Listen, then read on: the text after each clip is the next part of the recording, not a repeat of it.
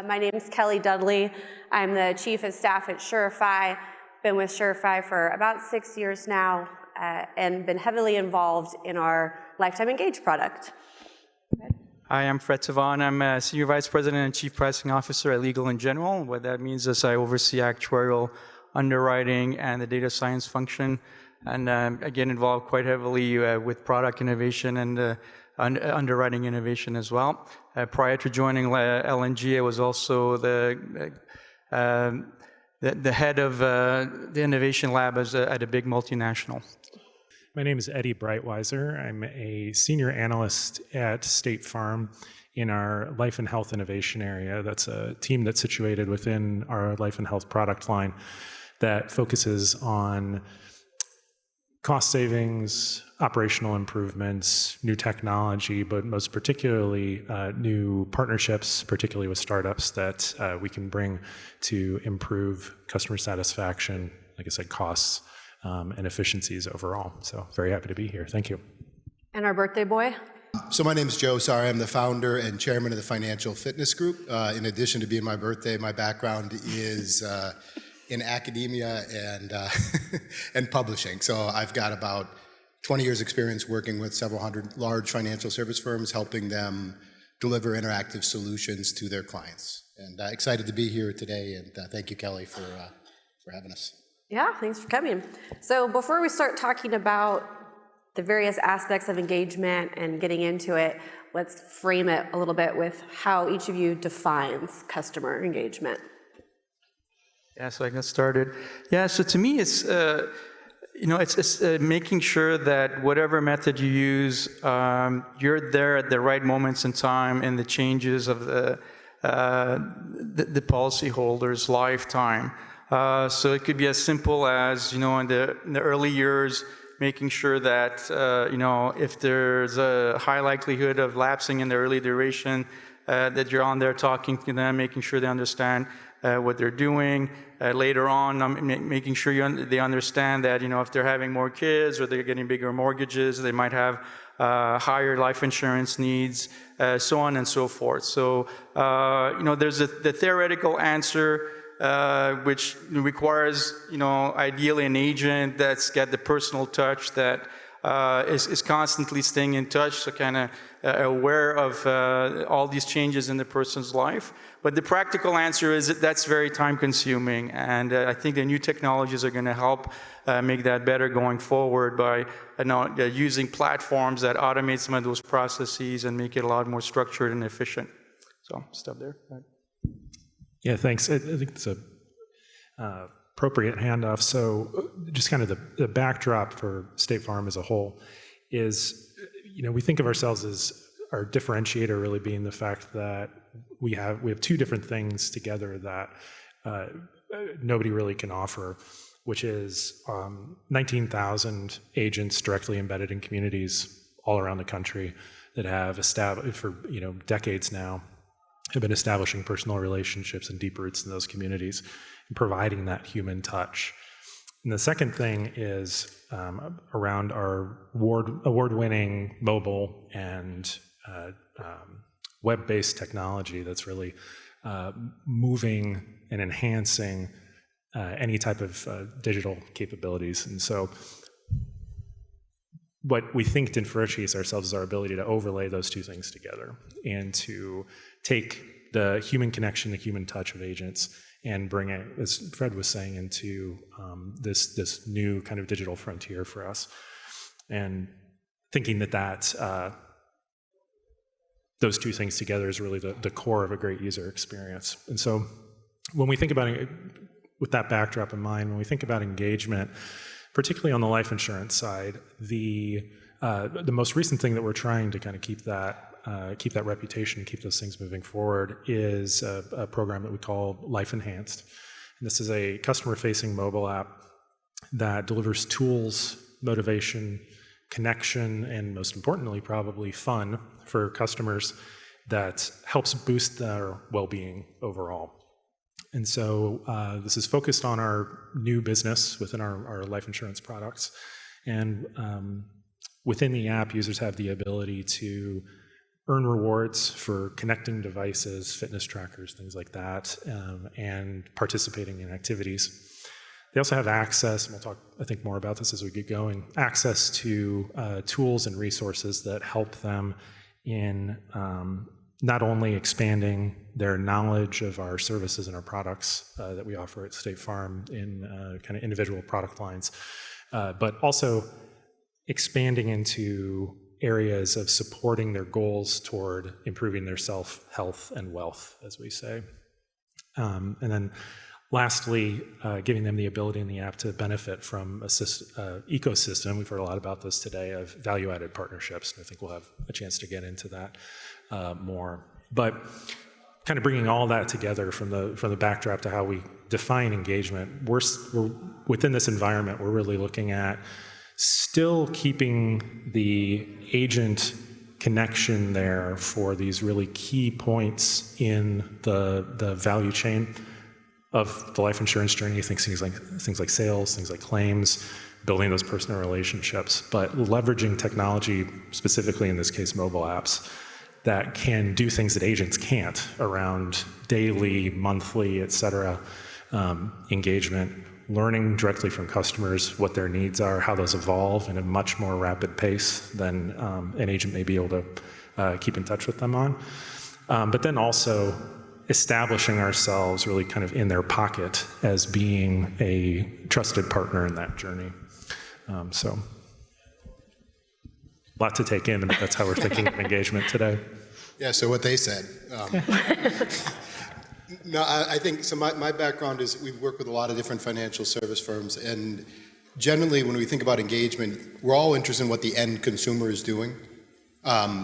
Usually when we're working with it, whether it's Sureify or Bank of America or a client like that, it's what are the business goals you're trying to get? And typically what gets measured gets done. We see there's usually two types of activities or things that you're going to measure from engagement. Right, there's kind of the activities or the actions. You can look at page views, time on site, login, last login date, all of those sort of things. And what matters to the client probably matters for their goal. Like my very first customer was TD Ameritrade. They wanted to offload their call center to an online help center. So, they wanted to see quicker call resolution. We weren't on the phone with them, but that was a key metric that they wanted to see, that they could put people from the call center to the website and they wouldn't come back, right? So activity, but then the second thing is behavior, right? If you're being more proactive like State Farm, I think like Eddie's mentioning, or Sureify, and a lot of the things I've seen here today, if you're trying to engage the customer, what do you want? Do you want to deepen the relationship with your client? Do you want, to build additional product sales? Do you want them just to retain? And just understanding what it is you're trying to get. So what gets measured gets done, I guess, is part of what I would say. And looking at both the actions and then the behaviors and what are the things that lead to the behavior change. So Joe, you mentioned, what you measure is what happens, and there's different aspects that you each have talked about in terms of what you're going after with engagement. But when you're looking at things to measure and pursuing wellness and pursuing education, why does that matter? What is the value of the ongoing engagement to each of you? Yes, I think this might help. We did a 2.5-year research study with the University of Wisconsin, about 10 large employers, and the goal was to look at a blended learning, how people who would interact with technology, but also have the opportunity to connect with a human being. In this case, it was Ameriprise financial advisors. And so, kind of why it mattered to measure. When we started, we offered everyone the opportunity to get started, and less than 10% of people, 90% of people enrolled in online courses, less than 10% of people actually took the opportunity to connect with a financial advisor for free up to 3 times. And so then we wanted to say, okay, why? What could we do to, eventually we got it up to 51% of people. But without the measurement of engagement, we wouldn't have known, is it working? And, it was kind of a new experiment, so we didn't know if 10% was good or bad. We just thought we could do better. And maybe 51% isn't good, but it seemed pretty good at the time, so. It's better than 10. It is better than 10. Yeah, so From our perspective, no, the value would be in terms of seeing the policyholder make the right decision at the right time. So just to give you a live example, when you get close to the end of the term, if we do nothing and the policyholder does nothing as well, then they just renew and the premium rates start to escalate very, very quickly. So they might end up paying a couple of years of very high premiums and realize it's hitting their checking account, and then they finally lapse, which is not really good value for them. A more proactive approach is to actually call them maybe 12, 18 months before they get to that end and explain all the options to them. And it could go both ways. You know, they might have needs to kind of increase insurance, but do it through a new policy, or decrease insurance and do it through a new policy, and so on. So that's ultimately the value for us, is getting the policyholder to make the right decision for themselves. And at the end, if we get some new business out of it, that's an added value. So, I think in our case, definitely some similarities, but overall, we kind of think about three different stakeholders, I would say, in terms of value. Think about customers, obviously, agents as well, since they're a major stakeholder for us, and then third, what's the value for the business? And for customers, you know, we've learned that customers really want four things. I'll tell you three and see if somebody can guess the fourth. Channel my inner Ben Brantley here. So we know that customers want more value for the price that they pay. Pretty straightforward. We know that they want more confidence as they navigate day-to-day decisions, right? The day-to-day challenges, particularly over the long duration of a life insurance policy. We've learned that they want recognition when they take the right steps to do things that are important and good. So that's three. Anybody know the fourth? I do, but I don't think I'm allowed to answer. Go for it. No, go ahead. They want to be heard, right?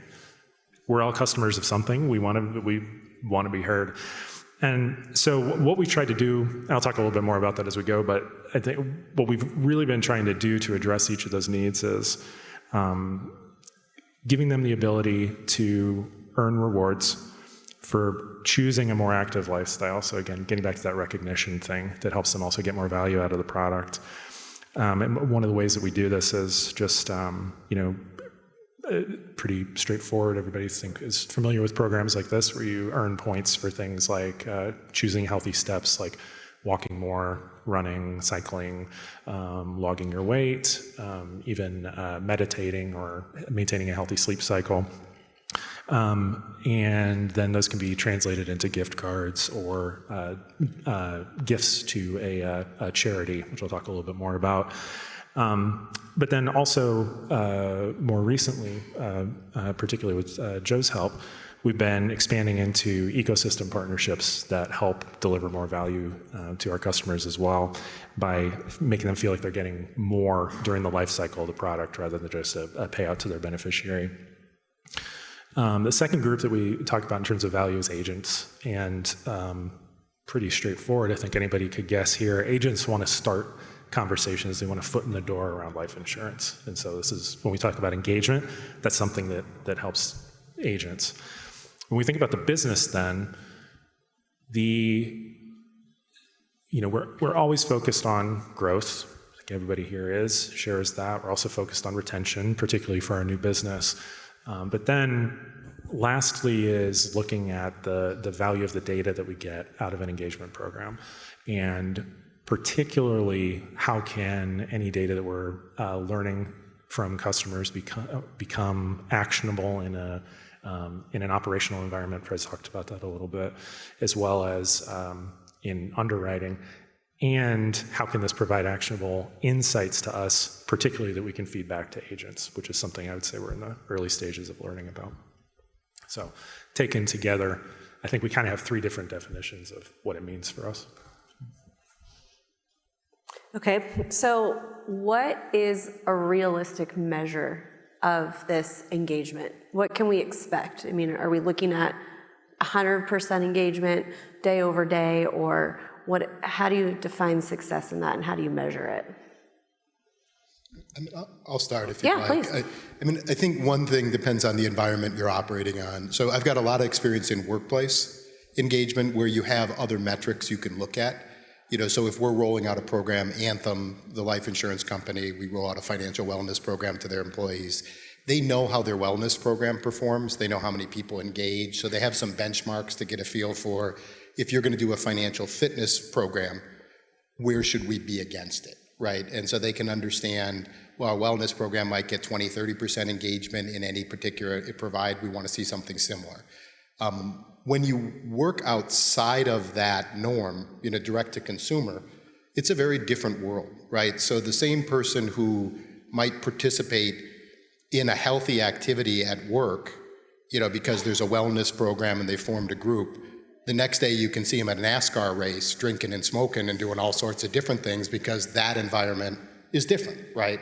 And so it is a very different environment, and that's where technology becomes interesting when you look at platforms like social media and how they create their own culture and how you can get kind of those engagements. So I think it is relative in terms of what's realistic. In the workplace, we've seen 90 to 100% employee engagement. That's typically small companies where the CEO is providing recognition and rewards, and that's great. And I've seen large companies who are ecstatic when they get 10% of their people, right? And it just depends a lot on what they're working with. Want to go, Fred? Yeah, sure. So for us, I think it starts with recognizing that when it comes to engagement, life insurers are still pretty much in the dark ages. So you can keep it very, very simple then from that perspective, and that we have a baseline where we're basically doing nothing. And then we do something like a mailing program or other programs, and then we see the change. And we definitely do see that when we take a proactive and we engagement step, we do see improvements. So those are the ways we're measuring things right now. And there's lots of room to do better, especially again using these newer platforms that allow you to kind of do it in a more structured, automated way, so on and so forth. Yeah, agreed. And I think a lot of what we look at is actually having direct conversations with customers. And so we operate in a really iterative test and learn environment. We want to be hearing from customers all the time about if we're on the right track and letting them kind of guide how to measure engagement best. And just as an example, when we started with Life Enhanced, it was really focused on kind of a core, pretty straightforward health and wellness proposition, where you basically connect a device, you earn points, et cetera. And as we talked more to customers, particularly during the space of the pandemic, we uncovered some really deeply felt needs around financial well-being, which is why we've been talking to Financial Fitness Group, as well as around the mental health and well-being, which we're really excited to kind of tackle, because we think there's a lot of opportunity there. And one interesting kind of surprise, but that we were pleasantly surprised, I would say, in terms of success was, so in 2022, State Farm achieved a milestone of operating for 100 years of fulfilling promises on our insurance to customers. And that's something that you've probably seen ads for this, that's something that we really, really want to celebrate and want customers to get excited about and participate in. And so we conceived of a feature within the app called Steps for Charity, where we were trying to bring together, again, that kind of core elements of engagement capabilities that we had in the app, and connect that to the strength of the Good Neighbor brand that we have at State Farm. And so we allowed customers to take the steps that they were, literally the steps that they were taking and tracking in the app, and gift those toward charities around the country that we partnered with who were making direct impacts in customers' communities. And that was something where beyond just kind of helping them stay healthy, motivating them, kind of roughly along the same lines as like a walk or a marathon fundraiser or something like that for charity. It was a way for them, and we saw this directly, that they appreciated participating in an impact by being good neighbors in their community. So, Yeah, oh, go ahead, Joe, sorry. No, go please. I was just going to say my answer to your fourth thing was going to be that customers want influence over the platforms. And I think there's a lot of different ways that you can define engage, a lot of ways that you can measure engagement. But when you have a customer that's that invested in what you're doing, that they're willing to reach out and say, can we try this? I want you to help me provide this. To me, that's a really good indicator that you have a customer or a client or a policy holder that's invested in you as a company, and you've built that relationship, and you're more than just an insurance provider to them at that point. Yeah, I agree. And I think furthermore, and this might sound strange, but I think that being able to deliver kind of in that feedback loop with customers makes them feel and believe that there's a human connection with digital technology, which is something that we take seriously. Sorry. No problem. And I was going to go back to the question in terms of metrics, and one area that I think probably all of us, depending on your role, whether you're an agent, whether you're a provider, whether you're a carrier, et cetera, most of us track our sales metrics, right? In terms of you're looking at what your sales cycle is, what your close rate is, what your conversion rate. So when we're thinking about engagement, the customer's journey starts really when they're a prospect, right? And so Google has done great because they can give you analytics to know what messaging is working most to get people to your page. Other platforms have done a good job to know what's converting. Kind of where our journey in that, which is interactive tools for financial service firms to engage customers, is you want to look at an individual who watched a Super Bowl ad and picked up the phone and called their life insurer.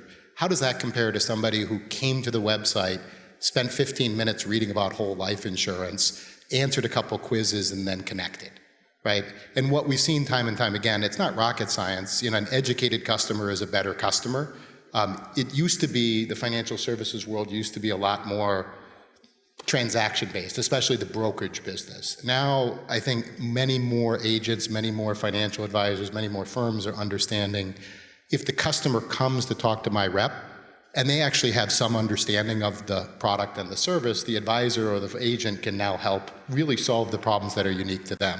And there's in the brochure that Sureify put together, there's a case study on a 5-year research we did with a group, and what they found is that people who spent up to 15 minutes interacting in this kind of educational mode closed 3 times more, and they bought 3 times more product, right? So it's not just an adage. I mean, the reality is, and that's not unique to this. There's a book called The Loyalty Effect, and it looked at the profitability, and this is a 25-year-old book, is by a gentleman, a Harvard business professor, but they studied the profitability of firms from A.G. Edwards and others, and to a T, and financial service firms, automakers, and others that did a good job at engaging customers, educating them, nurturing that relationship, kept their clients in good markets and bad, right? It costs us a lot of money to acquire a client, and so you want to keep them, right? And one of the ways you keep them is by providing value, and what you're engaging them with matters, right? Are you creating value in their life?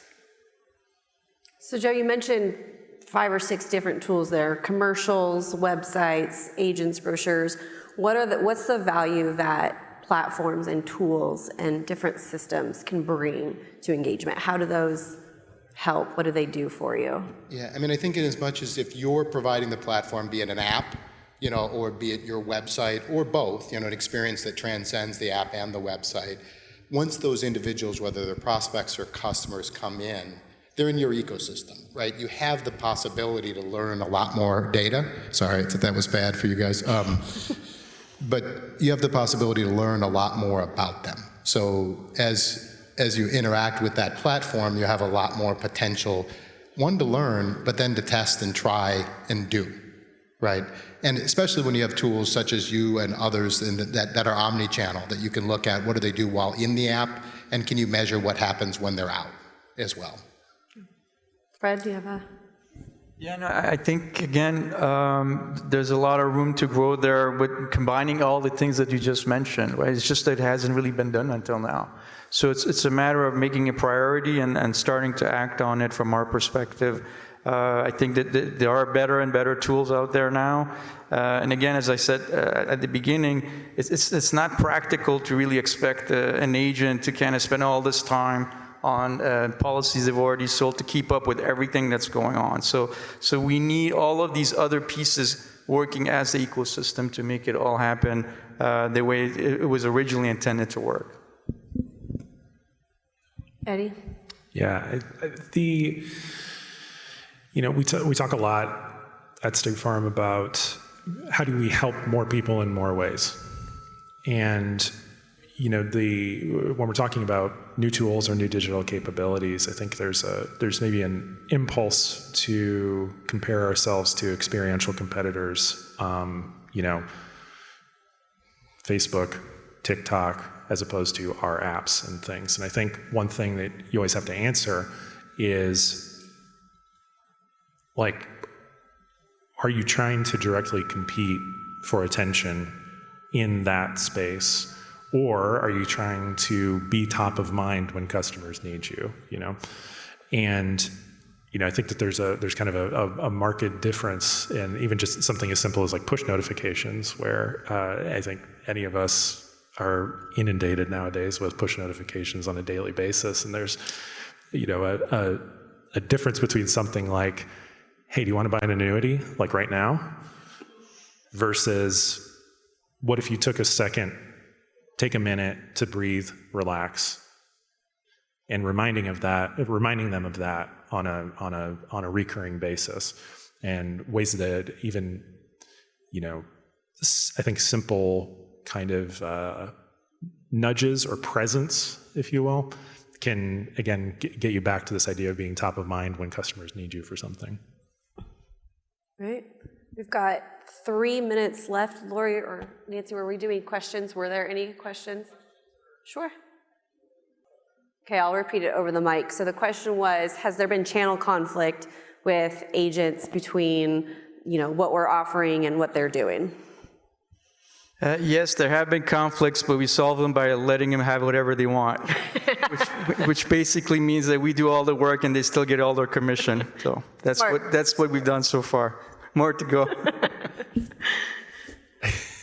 I think I kind of touched on this earlier. I think when you're talking about agents, just as when you're talking about customers or you're talking about the business, it really comes down to, do agents see value in the tools? And if it can be a partner for agents in the way that it can be a partner for customers, I think it's going to reduce some of that sense from agents of channel conflict. For example, if it's out there trying to it's hypothetical, if it's out there trying to compete as a sales channel, that's a different thing as saying, dear agents, if you use this, it's going to provide actionable data to you that can help you maintain your relationship with the customer, right? And that's every carrier's decision about whether they're going to implement it one way or the other. All right, I think we've got time for one more, Nancy. Do you feel that North American life insurance carriers are making serious investments in their consumer engagement efforts? And if so, please describe. So I'll share. I started the company about 20 years ago when I was in grad school, and my idea was, let's provide interactive education to help companies, financial service firms, better connect with their customers. I think the first 20 customers I called on and talked about educating and kind of interactive and engagement, literally 19 of them said why, right? Today, everyone's trying to say how, right? So are they making his investments as quick as perhaps maybe they could or should? Not always, but there definitely is an absolute change in this understanding that as if you're in the business, you've got to be thinking more about engaging through the entire kind of customer journey. I don't have much more to add to that. I think,